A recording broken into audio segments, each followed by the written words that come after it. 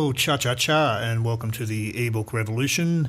I'm Jeff Hughes from madhouseMEDIA, and my God, it is the 31st of December 2015. Does that fill you with a sort of horror that it fills me with? As Charlton Heston said in Apocalypse Now, the horror of unfulfilled projects, because we're all out of time. Right now, as I record this, it's 1:31 p.m. Australian Eastern Standard Time on December the 31st, 2015. So if you're a bit like me, on New Year's Eve you get a bit philosophical. You start to cast your mind back over the past 12 months about what you've achieved, what you haven't achieved, what went right, what went wrong. Well, dear listener, and it's a time for reflection. In my life, quite a lot went wrong in 2015 on a personal level, but as a writer, that may be good collateral to save up for future reference, as they say. But I'm not here to tell you about my personal life, but the personal does blend into the professional, and it is a time of reflection. The new year. What have you achieved in your last 12 months? What did you set out to do creatively? This is a question that I ask myself every year. I look back and think of the things that I had planned for the coming 12 months, and then I look back on what I achieved. And sometimes life gets in the way of it. You know, as that great philosopher John Lennon once said, life is that thing that happens when you're busy making other plans, and it certainly happened to me this year. As you know, if you're a regular listener to the ebook revolution podcast, if you've detected a sort of a tack, there's a sailing term for you, and a bit of insight in my personal life. I love going sailing with a good friend of mine, Stuart, who has a very lovely 32-foot sloop. I live on the coast up here, so sailing is one of my joys. And sometimes you're forced to change tack when you're sailing, because if you don't, you can crash onto the rocks or the beach or a whale. You can create catastrophe, and it's something that can be applied to the personal life as well. You sometimes just need to change tack. You need to take into consideration what you want to achieve and how you're going to achieve it. And each year I like to have a little retreat and think about these very things. What are the things I've set out to do in 2000 and, in this case 2015 and 14, and what I had planned for 2015. So I've just had a little retreat in Bali, which was designed to recharge the batteries and ask myself these very questions. What have I achieved in this year, 2015? What went right? What went wrong? What can I do better? What can I do worse? Well, in my personal life, there's a few things that I can do a lot better, because there's a hell of a lot of things I did worse this year. But in terms of creativity, which is what we're more interested in, what are the things that have held you back? What are the things? What are the plans you made for New Year's Eve 2014, when you stood on that threshold and thought about the things that you wanted to achieve in 2015? Well, here we are at the end of 2015. I hope you achieved everything you set out to do.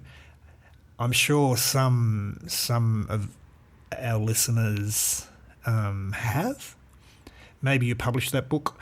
Maybe you just finished writing that book, which is a great achievement in itself, and it's a great marker of success.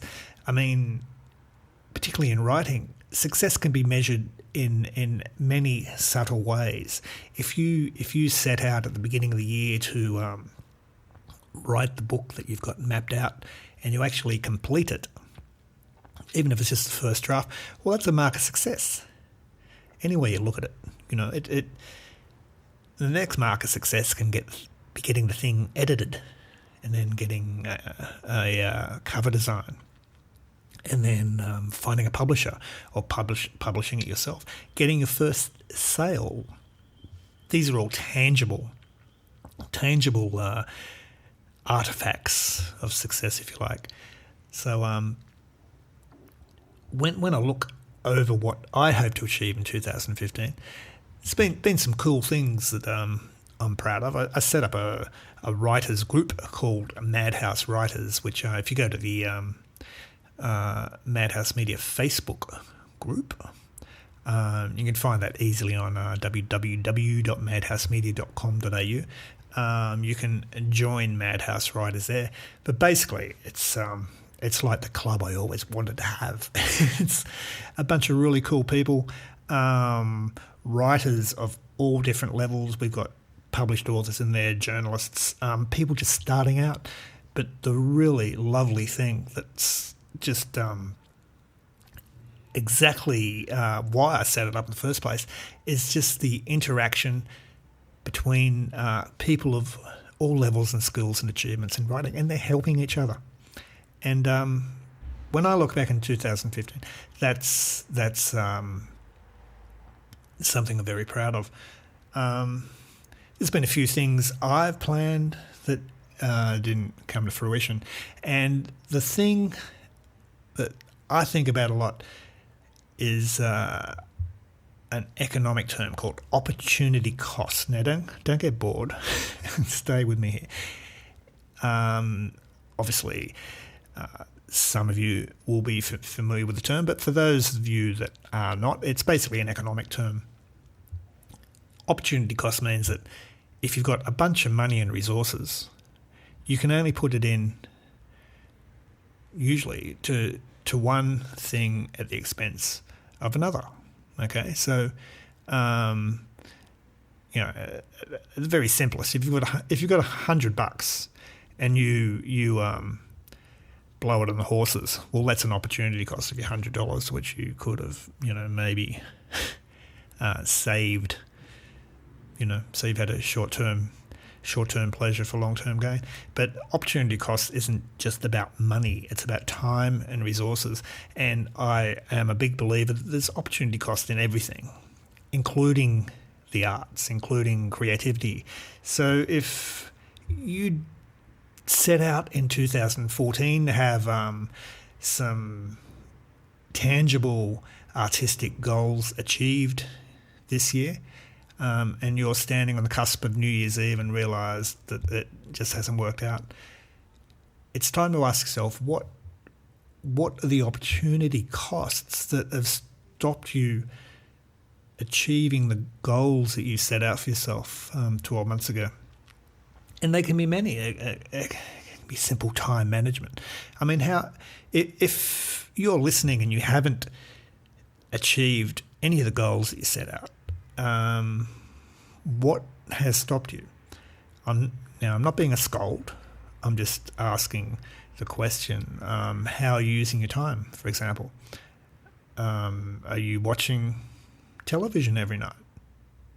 This is a good one, okay?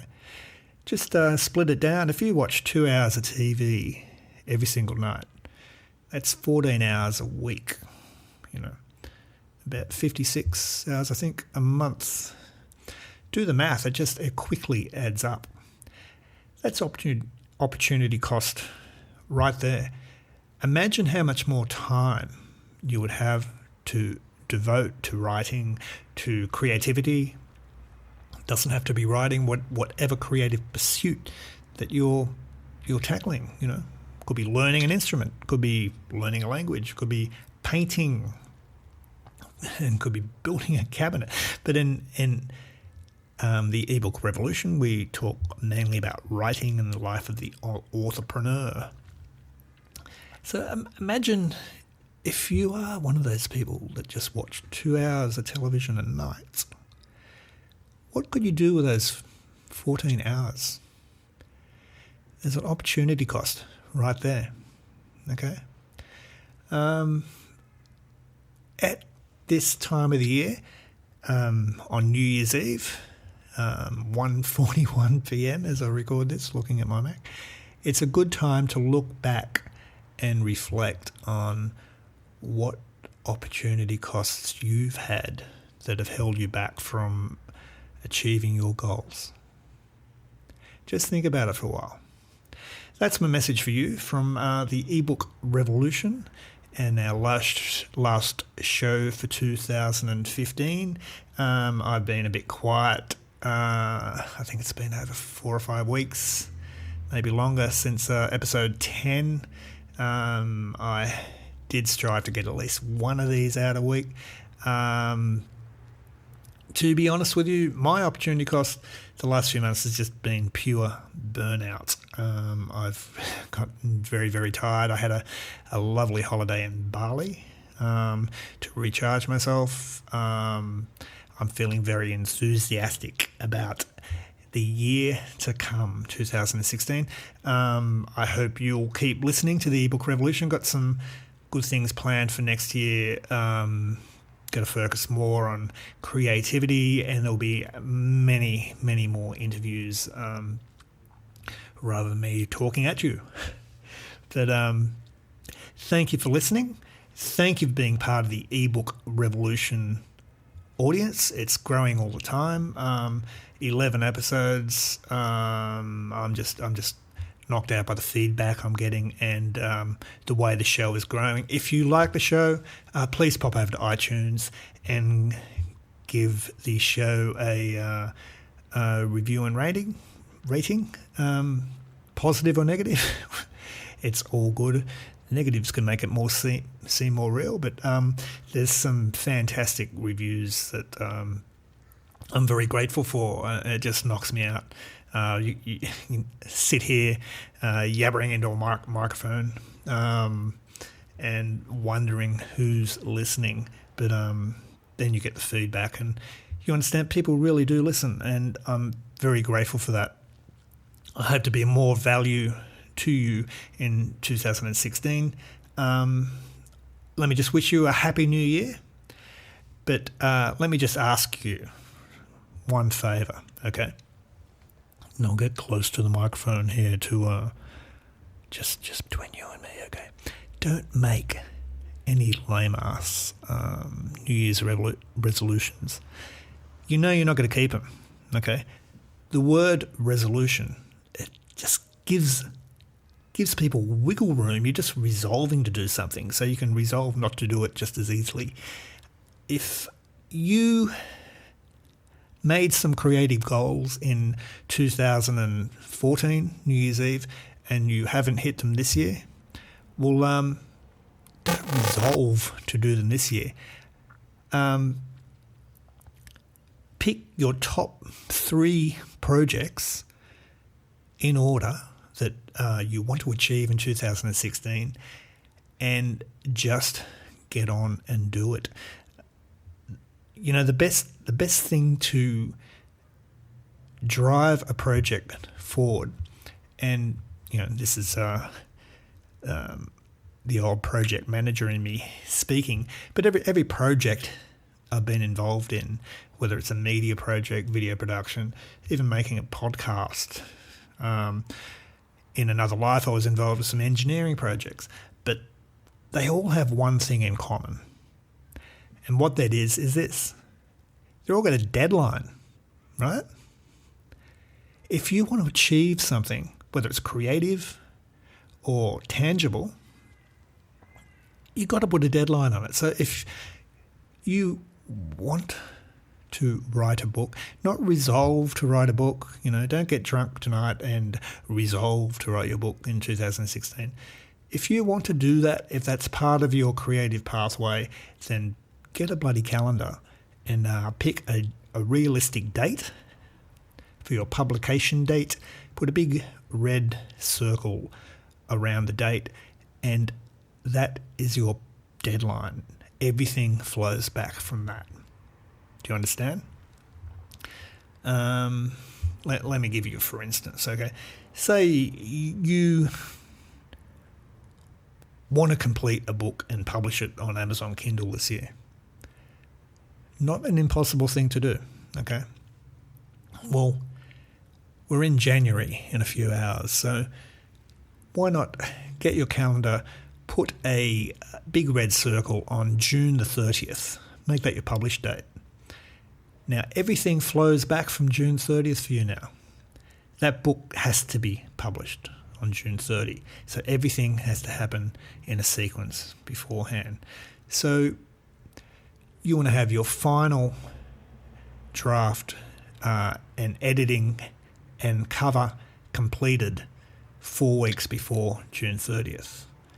So that brings you back to May. So by, let's say, April, you want to at least have a second draft completed and an editor in place.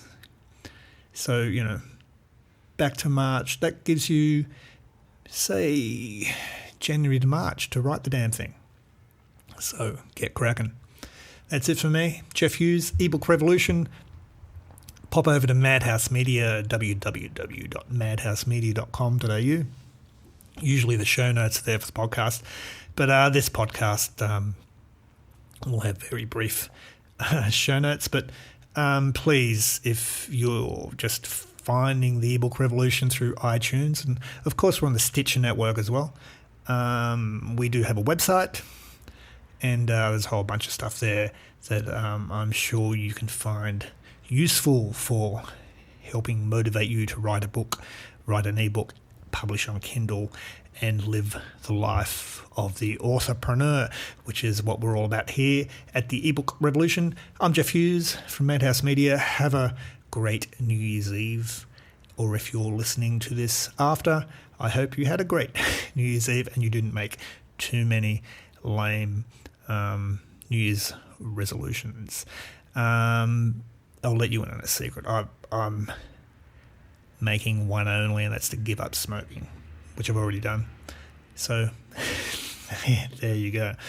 But in terms of projects, I have some projects mapped out for 2016, and they're not resolutions. And the moral in my little rant is don't make your projects resolutions, okay? Just have a look at what your opportunity cost in 2015 has been that's prevented you from completing your projects. Simple as that. Okay, that's it. Time up. Happy New Year, and see you. I won't see you, but I hope you listen to the eBook Revolution in 2016. I'm Jeff Hughes, Madhouse Media, www.com.au. We're available on the Stitcher network and iTunes, and that's the end of the plug, and Happy New Year.